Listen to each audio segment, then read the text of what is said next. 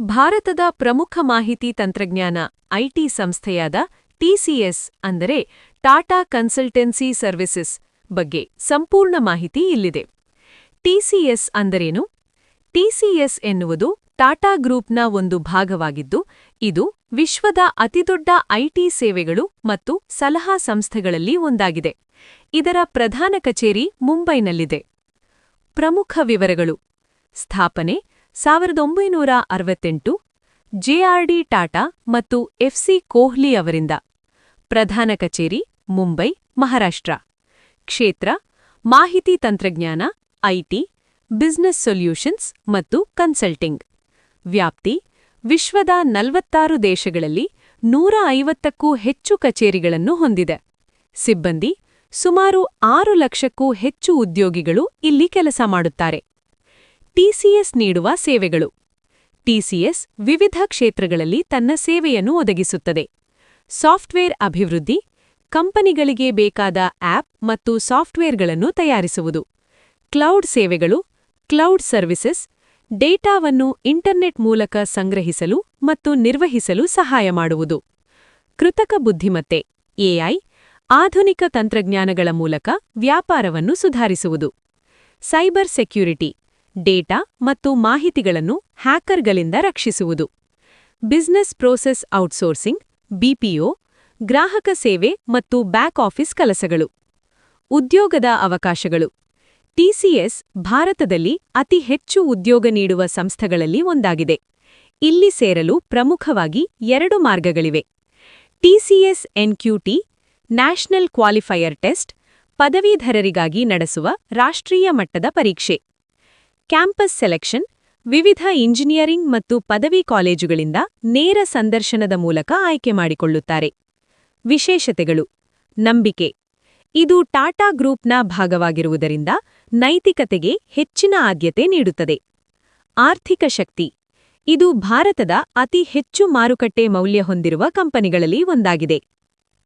April 9, 2026ರಂದು ತನ್ನ 4ನೇ ತ್ರೈಮಾಸಿಕದ ಫಲಿತಾಂಶಗಳನ್ನು ಪ್ರಕಟಿಸಿದೆ. ಅದರ ಸಂಪೂರ್ಣ ಮಾಹಿತಿ ಇಲ್ಲಿದೆ. Q4 FY26 ಫಲಿತಾಂಶದ ಪ್ರಮುಖ ಮುಖ್ಯಾಂಶಗಳು: ನಿವ್ವಳ ಲಾಭ ನೆಟ್ ಪ್ರಾಫಿಟ್: ಕಂಪನಿಯ ಲಾಭವು ಕಳೆದ ವರ್ಷಕ್ಕೆ ಹೋಲಿಸಿದರೆ 12% ಹೆಚ್ಚಳ ಕಂಡಿದ್ದು, 13,718 ಕೋಟಿ ರೂಪಾಯಿ ತಲುಪಿದೆ. ಒಟ್ಟು ಆದಾಯ ರೆವೆನ್ಯೂ: ಆದಾಯವು 10% ಏರಿಕೆ ಕಂಡು 70,069 ಕೋಟಿ ರೂಪಾಯಿ ತಲುಪಿದೆ. ಡಿವಿಡೆಂಡ್: ಕಂಪನಿಯು ಪ್ರತಿ ಷೇರಿಗೆ 31 ಅಂತಿಮ ಡಿವಿಡೆಂಡ್ ಘೋಷಿಸಿದೆ. ಹೊಸ ಒಪ್ಪಂದಗಳು ಡೀಲ್ ವಿನ್ಸ್: ಈ ತ್ರೈಮಾಸಿಕದಲ್ಲಿ ಕಂಪನಿಯು ದಾಖಲೆ ಮಟ್ಟದ $12 ಬಿಲಿಯನ್ ಮೌಲ್ಯದ ಹೊಸ ಆರ್ಡರ್ಗಳನ್ನು ಪಡೆದುಕೊಂಡಿದೆ. ಹೂಡಿಕೆದಾರರಿಗೆ ಗಮನಿಸಬೇಕಾದ ಅಂಶಗಳು: ಸ್ಥಿರವಾದ ಚೇತರಿಕೆ: ಕಳೆದ ತ್ರೈಮಾಸಿಕಕ್ಕೆ ಹೋಲಿಸಿದರೆ ಲಾಭದಲ್ಲಿ ಸುಮಾರು 29% ಚೇತರಿಕೆ ಕಂಡುಬಂದಿದ್ದು, ಇದು ಕಂಪನಿಯು ಮತ್ತೆ ತನ್ನ ಹಳೆಯ ಲಯಕ್ಕೆ ಮರಳುತ್ತಿರುವುದನ್ನು ಸೂಚಿಸುತ್ತದೆ. ಬಿಎಫ್ಎಸ್ಐ ವಲಯದ ಸವಾಲು: ಬ್ಯಾಂಕಿಂಗ್ ಮತ್ತು ಹಣಕಾಸು ಬಿಎಫ್ಎಸ್ಐ ವಲಯದಲ್ಲಿನ ಬೇಡಿಕೆ ಇನ್ನೂ ಪೂರ್ಣ ಪ್ರಮಾಣದಲ್ಲಿ ಚೇತರಿಸಿಕೊಳ್ಳಬೇಕಾಗಿದೆ. ಇದು ಮುಂದಿನ ದಿನಗಳಲ್ಲಿ ಕಂಪನಿಯ ಮೇಲೆ ಪ್ರಭಾವ ಬೀರಬಹುದು. ನೌಕರರ ಸಂಖ್ಯೆ: ಐಟಿ ಕ್ಷೇತ್ರದಲ್ಲಿನ ಮಂದಗತಿಯ ನಡುವೆಯೂ ಕಂಪನಿಯು ತನ್ನ ಉದ್ಯೋಗಿಗಳ ಸಂಖ್ಯೆಯನ್ನು ಸ್ಥಿರವಾಗಿ ಕಾಯ್ದುಕೊಳ್ಳುತ್ತಿದೆ ಮತ್ತು ನೇಮಕಾತಿಯಲ್ಲಿ ಎಚ್ಚರಿಕೆಯ ಹೆಜ್ಜೆ ಇಡುತ್ತಿದೆ. ಮಾರುಕಟ್ಟೆಯ ಪ್ರತಿಕ್ರಿಯೆ: ಫಲಿತಾಂಶದ ನಂತರ ಷೇರು ಮಾರುಕಟ್ಟೆಯಲ್ಲಿ ಟಿಸಿಎಸ್ ಷೇರುಗಳು ಸಕಾರಾತ್ಮಕವಾಗಿ ಸ್ಪಂದಿಸಿವೆ. ಉತ್ತಮ ಮಾರ್ಜಿನ್ ಮತ್ತು ಬಿಲಿಯನ್ ಡಾಲರ್ ಮೌಲ್ಯದ ಒಪ್ಪಂದಗಳು ಹೂಡಿಕೆದಾರರಲ್ಲಿ ವಿಶ್ವಾಸ ಮೂಡಿಸಿವೆ. ಟಿಸಿಎಸ್ ಷೇರು ಮಾರುಕಟ್ಟೆ ಸ್ಥಿತಿ ಕರೆಂಟ್ ಸ್ಟೇಟಸ್: ಪ್ರಸ್ತುತ ಬೆಲೆ ಸಿಎಂಪಿ $2,523, ಎನ್ಎಸ್ಸಿ ಏಪ್ರಿಲ್ 10, 2026ರ ಅಂತ್ಯಕ್ಕೆ. ದಿನದ ಬದಲಾವಣೆ -2.55% ಇಳಿಕೆ. 52 ವಾರಗಳ ಗರಿಷ್ಠ $3,630.50. 52 ವಾರಗಳ ಕನಿಷ್ಠ $2,346.20. ಹಣಕಾಸಿನ ವಿಶ್ಲೇಷಣೆ fundamental analysis Q4 FY26. TCS ತನ್ನ 4ನೇ ತ್ರೈಮಾಸಿಕದ ಫಲಿತಾಂಶಗಳನ್ನು ಇತ್ತೀಚೆಗೆ ಪ್ರಕಟಿಸಿದ್ದು, ಪ್ರಮುಖ ಅಂಶಗಳು ಹೀಗಿವೆ. ನಿವ್ವಳ ಲಾಭ ನೆಟ್ ಪ್ರಾಫಿಟ್ 13,718 ಕೋಟಿ ರೂಪಾಯಿ, ಕಳೆದ ವರ್ಷಕ್ಕಿಂತ 12% ಏರಿಕೆ. ಆದಾಯ ರೆವೆನ್ಯೂ 70,698 ಕೋಟಿ ರೂಪಾಯಿ, ವಾರ್ಷಿಕ 9.6% ಏರಿಕೆ. ಲಾಭಾಂಶ ಡಿವಿಡೆಂಡ್ ಪ್ರತಿ ಷೇರಿಗೆ 31 ರೂಪಾಯಿ ಅಂತಿಮ ಲಾಭಾಂಶವನ್ನು ಘೋಷಿಸಿದೆ.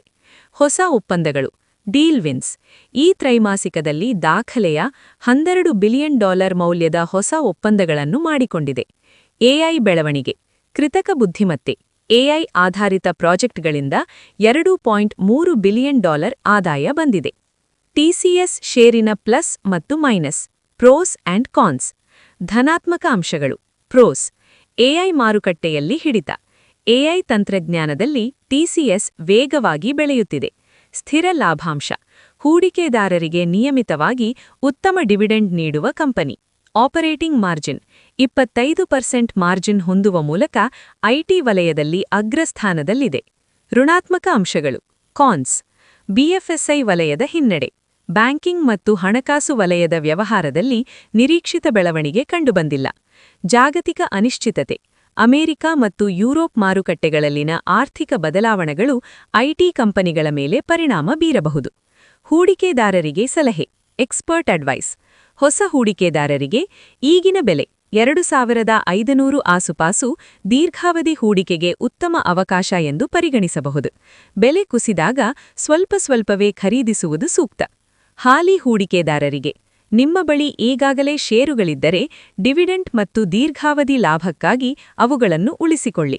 ಹೋಲ್ಡ್ ಗಮನಿಸಿ 2,450 ರೂಪಾಯಿಯಿಂದ 2,500 ರೂಪಾಯಿ ವಲಯವು ಬಲವಾದ ಸಪೋರ್ಟ್ ಹೊಂದಿದೆ. ವಿಡಿಯೋ ಇಷ್ಟವಾದರೆ ಲೈಕ್ ಮಾಡಿ, ಶೇರ್ ಮಾಡಿ, ಸಬ್ಸ್ಕ್ರೈಬ್ ಮಾಡಿ ಫ್ರೆಂಡ್ಸ್, ಮತ್ತು ಬೆಲ್ ಬಟನ್ ಒತ್ತಿ ಫ್ರೆಂಡ್ಸ್.